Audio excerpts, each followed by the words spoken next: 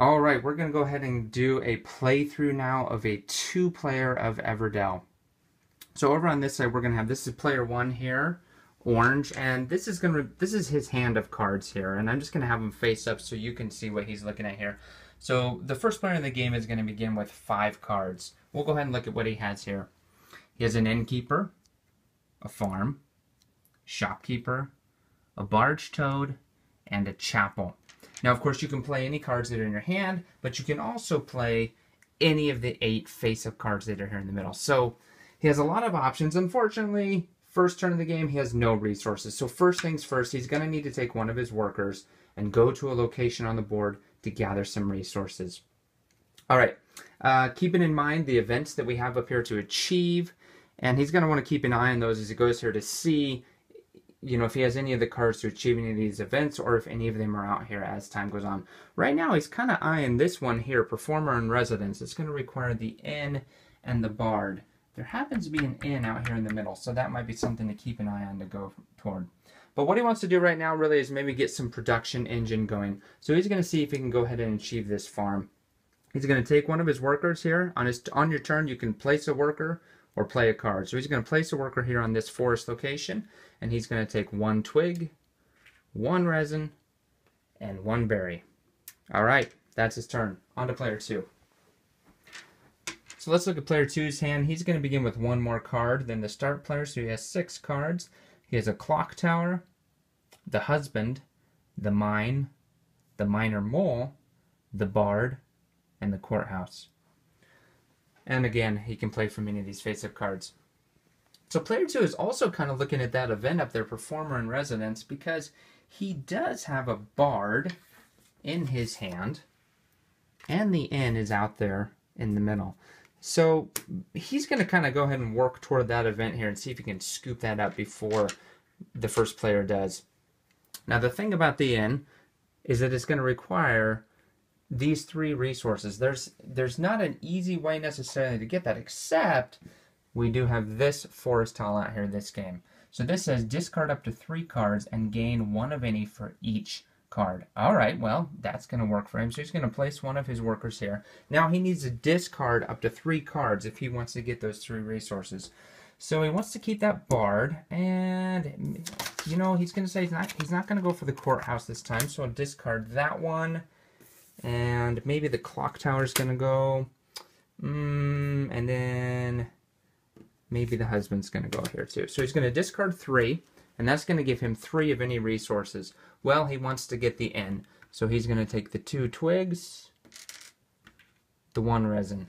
Now he's down only 3 cards. However, he does have those resources that he needs for the inn. So he's set up to go on the next time. All right, player 1. Player 1's wanting to build his farm. He doesn't quite have all of the resources that he needs yet. He needs to get 1 more twig at least. So he's going to go ahead and take one of his workers here. Now he could go here and get 3 twigs, or he could go here and get 2 and get a card. He's going to go ahead and just take the 3 because he knows he's going to use it sometime later. And that's the end of his turn. Now when it comes back to his turn, he's going to be able to go ahead and play that farm. So let's move back over here to player 2. Of course, player 2 is building up and ready. He got his resources that he needed for the inn. So he's going to play a card. Now he has a worker, but he doesn't have to place this guy yet. He's going to hold on to him. So he's going to go ahead and play the inn from the face-up cards. So he's going to pay in the resources, 2 twigs, 1 resin. He's going to take this inn. Now this card's going to go into his city. So this will be face-up cards that he will play, creating a city. There's a maximum of 15 cards allowed in your city. So this is his first card that he has played into his city. So let's look at this in a little more detail here. So now this is a common construction, so he could have another one of these inns in his city at a later point if he wanted. And this is a destination card, meaning that he's going to be able to travel to this location and perform its ability. Now this is one of the 2 cards in the game that an opponent can come to as well. So if the other player were to go to this inn, he could do that, and player 2 is just going to be able to take a point and gain a point. He doesn't take it from player 1, but he'll get a point if the opponent comes here. So player 2 now has the inn in his city. His first card is built. And anytime that one of the face-up cards is played, a new card is immediately revealed. Alright, so we have the post office. Player 2 is done. Back to player 1. Player 1 finally has the resources that he needs to go ahead and build his farm, so he's going to do that. He's going to pay in 2 twigs, 1 resin, and play the farm down into his city. Now green cards, these production cards, anytime you play a production card, it immediately activates and gives you whatever ability it has listed down here. So the farm is going to activate immediately. He's going to gain 1 berry into his resource pile. Excellent. Okay, moving back over here to player 2. Player 2 has the inn in his city. He has 3 cards in his hand. He has 1 worker. He has no resources. Not sounding too good. However, the inn does give him that nice ability, which he's going to go ahead and use. So he's going to take his worker and place it on his inn, which says, play a critter or a construction from the face-up cards for -3 of any resource. So looking out here at the face-up cards, any of these cards that cost 3 resources or less, he can play for free, which is all of them at this point. So now player 2 really has a choice here. He can take any of these cards that he wants and play them into his city right now. Now he's going to go ahead and play this storehouse into his city, and here's how the storehouse is going to work. Normally it would cost these 3 resources, but with the inn special ability, he just gets to play it for free, which is very cool. And again, it's a green card of production, so it's going to activate immediately. Here's what the storehouse does. It says, place either 3 twigs, 2 resin, or 1 pebble on this storehouse from the supply. All right, well, this is going to be cool. So he's going to kind of pile up some stuff here. He's going to take 2 resin and place it on that storehouse. Now, he doesn't get that resin yet because the storehouse also has a location on it. So later, in a future turn, he can take one of his workers and place them here and take all of the resources that are on this storehouse. But he's going to want this to build up as the game goes on because this green card is going to activate again. So he's going to let this build up as it goes and then hit that later in the game and get a big pile of resources. All right, new card is revealed here. Okay, back over to player 1. Player 1 has the farm in his city. He's got a couple resources here. All of his workers are placed out, but he's still kind of wanting to build up his engine a little bit. Now, he knew that he did have this card in his hand here, the Barge Toad, when he played the farm. So the Barge Toad, he's going to go ahead and play this card. It's going to cost him 2 berries. Going to pay in those berries. And the Barge Toad is going to go into his city beside his farm. Now, Barge Toad, again, another green card. And this is great because it's going to give him 2 twigs for each farm that's in his city. Well, he does have a farm, so the Barge Toad is going to gather 2 twigs out of that farm. All right, looking good. Okay, back over to player 2. Well, player 2 has reached a point here where really there's nothing more that they can do. They have no more workers to place and no more resources, so it's time to go ahead and move into the next season.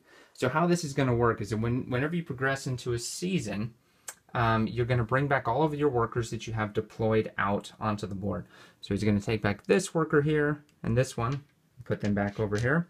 And now up here on the season board, he's going into spring, so he gets 1 new worker, gains that worker, and in spring, all of your green cards are going to activate. All right, so back to his city. So every green card that he has in his city is going to activate. So this storehouse gets to activate again. So he gets to place either 3 twigs, 2 resin, or 1 pebble on this storehouse.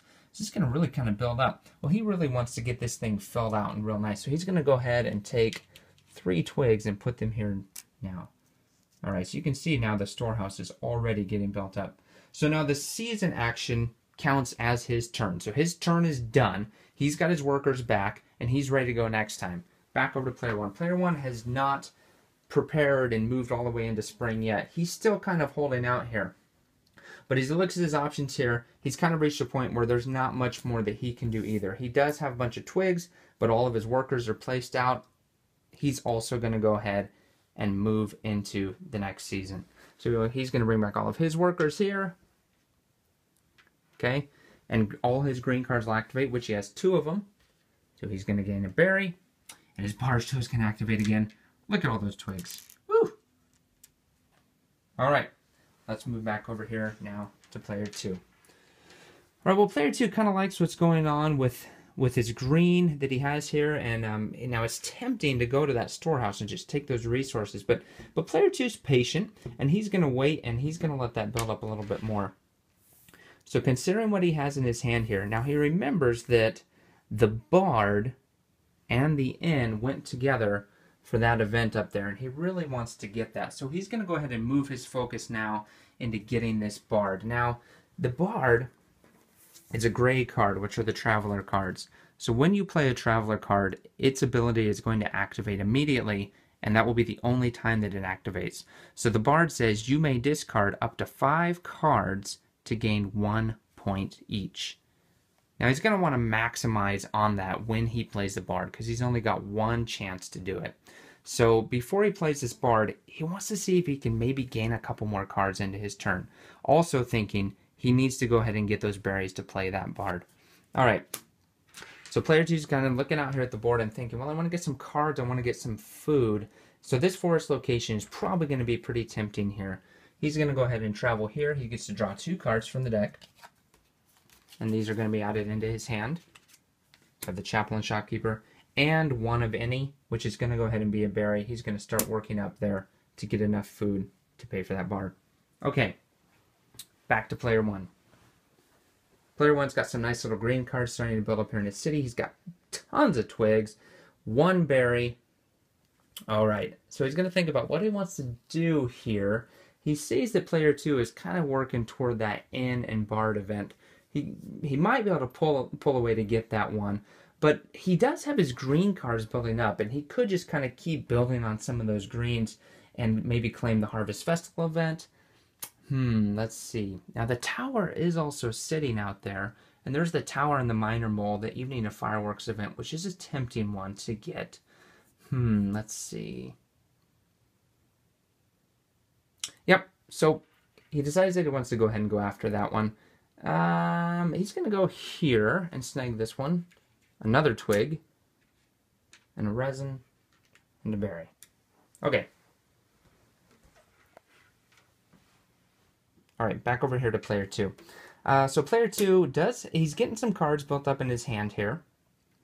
However, he's kind of having trouble scraping together enough food.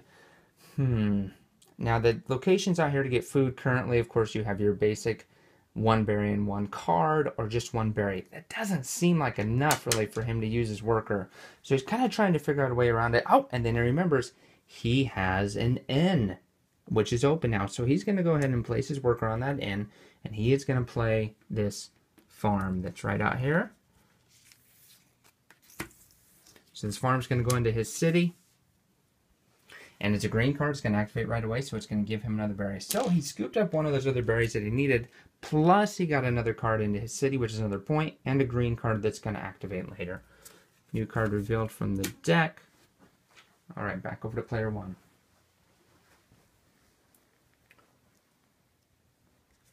All right, so player 1's kind of building up his resources here. He was looking at maybe scooping up that tower. He's going to need a stone to do that.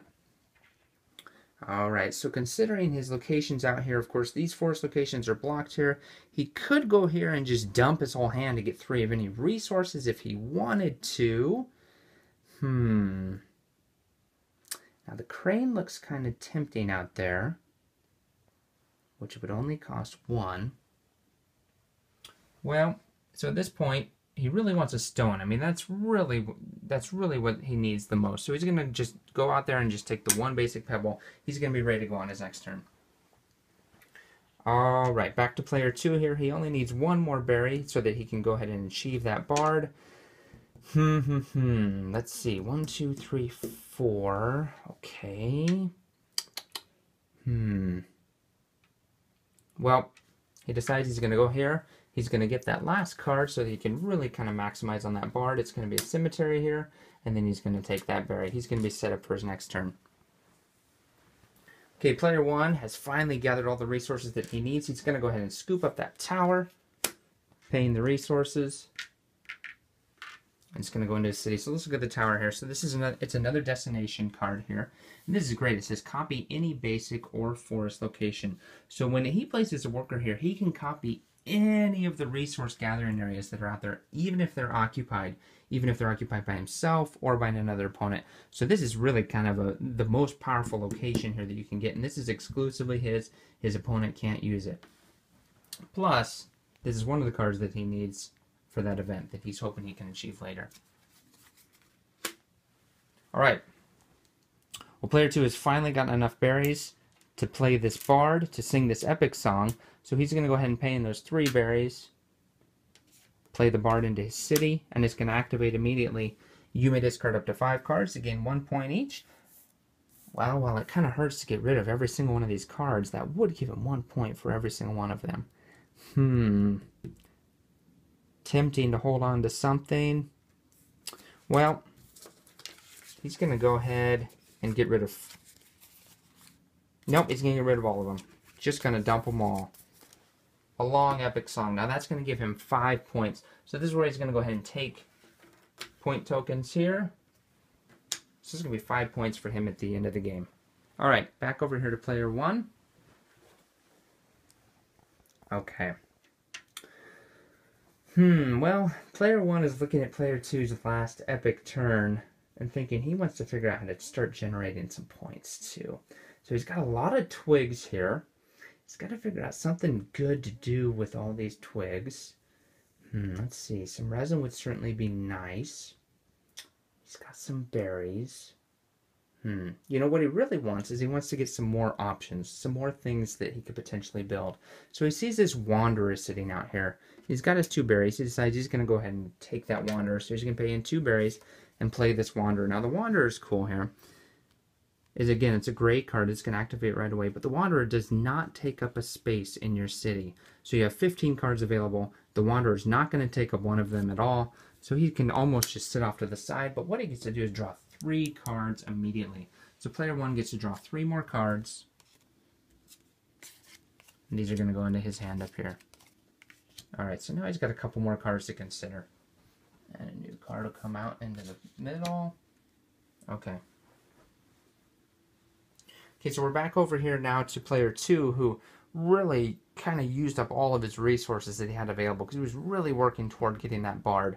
And so now, since there's nothing else that he can do, he's going to go ahead and move into the next season. So he's going to bring back all of his workers, plus he's going to get this new one from Summer here. All of these workers come back, the one off of his inn. And now Summer does not activate production. However, it does give you an ability that you may draw up to 2 cards from the face-up cards. So he's going to look out here at the face-up cards, and of course he's going to think about what he might want, but he's going to wonder about if there's something that his opponent might want too. So as he's looking out here at these cards, going to see if any of these events... Nope. Okay. Alright. He's going to go ahead and scoop up the dungeon into his hand. And the crane. He has a feeling that's going to be handy for him. Alright, 2 more cards are revealed. Alright, he is set for the next season. Alright, so we're back over here to player 1. Now, he found a palace, which is a nice end points, some bonus points for the end of the game sort of card. Of course, it is going to be expensive. Now, he can handle certainly paying for the twigs, but some of those other cards are going to, some of the other resources are going to be hard to get as the time goes on. Now, something else did come out on the board, though, that he finds really appealing, and that's this woodcarver over here.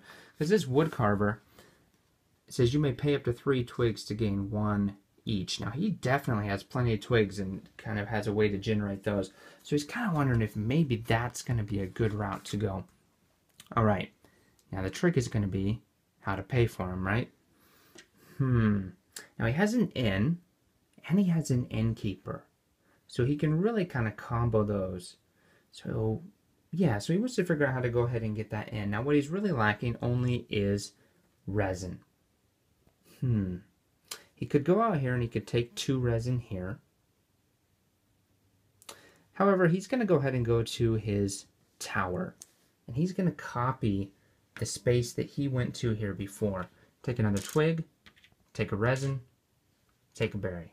Can never have too many resources. Alright, back to player 2. So player 2 has this crane card, which is looking pretty tempting to him here. And now this is a blue card, and so these governance cards are going to kind of work in different ways throughout the game. This blue one, this crane, is going to say, when playing a construction, you may discard this crane from your city to decrease the cost of that construction by 3 of any resource. All right, well, all it's going to take is just 1 pebble. So, this looks like a good spot here. I'm going to go ahead and take those 2 cards into his hand. Ah, the Fool. Okay, and 1 of any, which is going to be that pebble. Okay, so player 1 was able to go ahead and go to his tower. He was able to copy that forest location. Now he has the resources that he needs to build an inn into his city. So it's going to cost him 2 twigs, 1 resin. He's going to take the inn, play it into his city. All right. Okay, so meanwhile, player 2 wanted to build that crane. He went and found himself a pebble. He's going to pay in that pebble. He's going to play this crane into his city. Now, he's going to be able to use this crane on a future turn, if he would like to discard this crane and play any construction card for -3 resources. All right. Well, player 1 had a plan here, had a combo that was set up. He built the inn into his city, and now the inn can give you an innkeeper for free. Well, he happens to have an innkeeper in his hand, so that's going to work just fine. So the innkeeper is going to come out of his hand. He's going to play it into his city. And when he does so, he needs to take a token and place it down here, an occupied token. That means that the inn cannot give him another innkeeper forever for the rest of the game. However, he's able to get the innkeeper for free. Now, the innkeeper works just like the crane, but for critters. So when playing a critter, you may discard this innkeeper from your city to decrease the cost by 3. So he can get rid of this innkeeper later to decrease the cost of another critter by 3. All right. Back over here to player 2. Okay. So player 2 is looking at his options here. Now he has the Fool. If you really wanted to figure out how to do it, he could play this Fool into his opponent's city. Of course, it is a little expensive at this point. He could get another farm. He could play this dungeon into his city, which could come in handy, especially considering that he has a bard in his city. Now, he already got all the points out of the bard that were worthwhile for getting. If he plays a dungeon into his city, maybe he could put that bard in there. Yeah, he's going to do that. So he's going to go ahead and use his crane. Now he's going to discard his crane to use its ability to play this dungeon for -3. Well, that's going to be like the dungeon's going to go for free. So the crane goes into the discard pile. The dungeon comes into his city. The bard better watch out. Okay. Back over here to player 1. So he's got his innkeeper, which is going to be available to use. And he really wanted to get that wood carver. Of course, the chip sweep is also looking pretty tempting at this point. What to do? Well, he decides that he's going to go ahead and discard his innkeeper, so it's going to work just like the crane that I showed you, but going toward critters. So he's going to discard this innkeeper here, and he's going to be able to play a critter for -3. He decides he can't resist the chip sweep. It's just too cute. He's going to go ahead and take the chip sweep into his city. So how the chip sweep works, again, it's a green card, and he's going to activate 1 production in your city. So he's going to copy any of his green cards that he has. Well, he's going to go ahead and he's going to take another berry. He's got a plan figured out here, because he's going to duplicate the farm to get another berry. New card revealed. Okay. All right. Meanwhile, player 2 has been scheming and looking at this bard and not sure that he trusts him. Nope, he's going to go into the dungeon. So how this is going to work here. So this dungeon says, when playing a construction or a critter, you may place a critter from your city beneath this dungeon to decrease the cost by 3 of any. Alright, so the bard is coming out of his city. It's going into the dungeon. Now he can play any card he wants for -3. Well, it's real tempting to take and put that Fool over into the opponent's city. He certainly could do that. Or he could take maybe and play this monastery that's up here.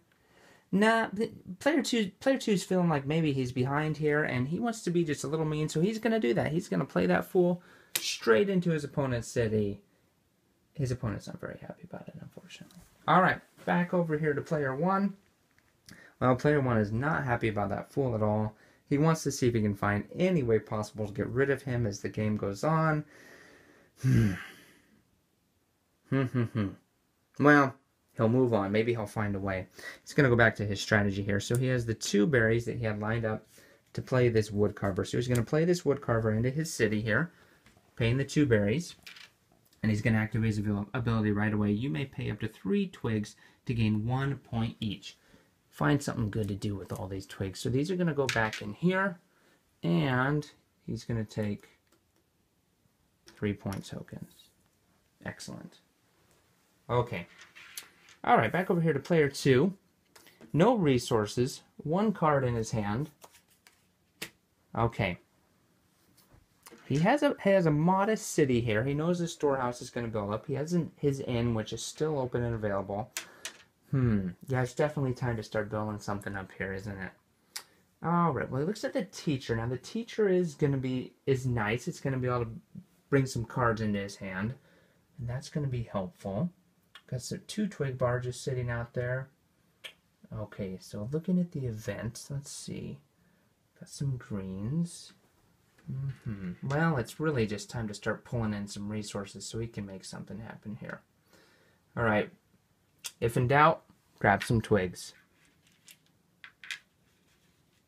No, he decides he's going to go here instead. Now, this is an open location, so someone else could go here in the future. In fact, he could even go here again himself if he wanted to, because this is open, and this one is a closed, so only 1 critter may ever go here. So he's going to go here and take 2 twigs instead, and another card. He would just like to open up some options, and he got a monk. All right. Okay, so we're back over here to player 1. Now, player 1 has not progressed into summer yet, but he feels like it's time to. Feels like it's time to get ready. So he's going to bring back all of his workers. Okay, gain a new one from summer. And now he gets to draw 2 of the face-up cards. Well, player 1 has been paying attention, and he did notice a bard come out. Now he knows... Oh, you know what? Player 2 did make a mistake. Player 2 didn't realize he threw his bard in the dungeon instead of achieving his event. Player 2's not having a good day. Player 1's sharp, though. Even though he got that fool in his city, he's going to snag that bard into his hand as part of the summer action. And then he's also going to take... he's going to take that teacher. All right. Oh, well, player 2 is feeling like such a fool. Even though he played the fool into the opponent's city, he's feeling like the fool himself. He sees his great mistake that he made. He can't believe he could do such a thing. Oh, what can he do to remedy it? Well, time to change some tactics, focus on something else. Now, the post office just came out. The postal pigeon's sitting right beside it. That's going to be a nice combo. Maybe he can pull something around. Now, the monastery is also sitting out there, and he has the monk, which could combo off of that. All right, breathe it out. Made a mistake throwing that bard in the dungeon too early. We'll move on. He's going for the post office. So he's going to go up here and snag 2 resin. Tells himself it's going to be okay. All right. Now, player 1 here is getting kind of excited because he has the inn. He has the bard in his hand. All he really needs is a whole bunch of food so that he can play that bard. Where is going to be the best place to scoop up some more food? Let's see. Well, he could discard some cards from his hand to activate this ability, but he wants to keep those cards in his hand because he wants to use that bard's ability. Okay. He decides he's going to go ahead and just go here and take a berry and draw a card. Alright, so back over here to player 2. He's going to take that post office. Pay in the resources. put the post office into his city. So this is going to be open for him to use in the future. And so the post office is a location. Again, this is one of the other locations in the game where an opponent can visit your post office. So when they do so, you give an opponent 2 cards, and then you can discard any number of cards from your hand and draw up to your hand limit. Great way to get a whole bunch of more cards into your hand. A new card is revealed. Okay. Alright, so back to player 1 here. So player 1's kind of trying to figure out how to generate some food that he needs to get there so that he can play down that bard and work toward achieving that event up there. Now, of course, he's going to keep his eye open to see if any other ones are coming open because he did get the tower. So if the minor mole will ever show up, he definitely is going to scoop that up. In the meantime, though, he realizes here that he's been building up his green. And he has enough green in his city to achieve one of the starting events. Now, as he eyes his opponent, he sees his opponent could potentially build out some green. So before he does, he's going to take one of his workers and place them out on the Harvest Festival event before his opponent gets it. So this will come back and be by his city, and this will be 3 more points for him at the end of the game. He figures he better grab it before someone else does. Okay, back to player 2. Now player 2 has played the post office into his city, and he would really like to go there to get some cards, but before he does, he wants to take this postal pigeon from the face-up cards here. So the postal pigeon gets to go in for free. Of course, he needs to place an occupied token onto the post office. So he's going to do that. And now the postal pigeon is a gray card, a traveler, so it's going to activate immediately. It says, reveal 2 cards. You may play one of them worth up to 3 points for free. Discard the other. Player 2 is really hoping for something good here. So he's going to reveal 2 cards. Oh, well, look at this. Now he gets to play either one of these for free, because they are both worth 3 points or less. Now, the university is definitely nice and tempting. There is the tower, which is also tempting because it does go toward one of those events. Boy. Oh, the university is just too tempting. So he's going to go ahead and take that university for free with the postal pigeon and discard the other card. All right. Starting to feel a little bit better about his turn here. Okay, so we're back over here to player 1. He's still thinking he wants to get down that bard, but trying to find some sort of good way to get the food, to get those berries, is proving to be challenging at this point. But he does remember that he has his inn. So he's going to go ahead and travel to his inn. He's going to play this shopkeeper for free. This shopkeeper is going to help him as time goes on. So how this works is it's a blue governance card. And this says that you gain 1 berry after you play a critter. So going forward, every time he plays a critter, he's going to get another berry back. It would have been nice to have that a lot earlier, but at least he's got it now.